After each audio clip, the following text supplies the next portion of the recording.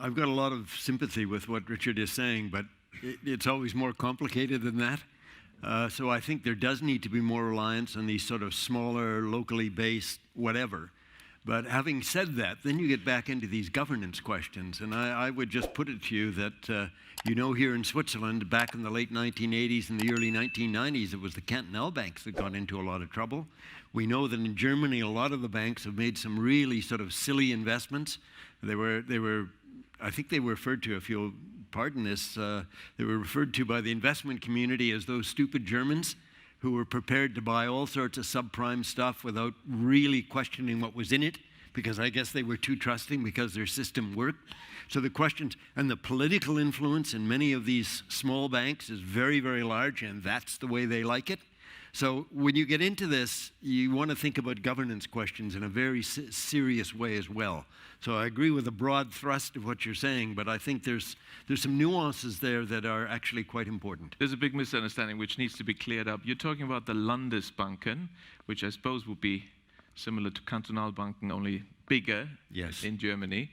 But they're not the banks I'm talking about. They're, of course, big banks, and they've behaved like big banks, big bad banks.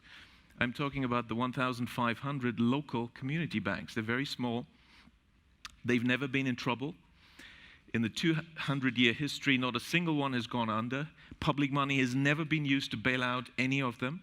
And they account for 70% of deposits in Germany. And they're the ones I'm talking about. The ones you're talking about are the big banks, and I agree. They are the problem. One should solve the problem that they get public funds and they get supported. It's the community banks, the small banks, that have been doing sound banking by lending for productive investments.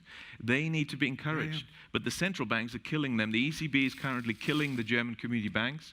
They will be gone in 5 years' time, sadly, under ECB policies, heavy regulation, massive regulation. They can't afford to hire 5 more people just for filling in forms.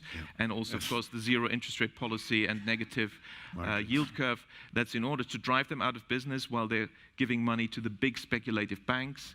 But ultimately, the game plan, as I said, is to get rid of banking entirely and then have only central bank digital currency.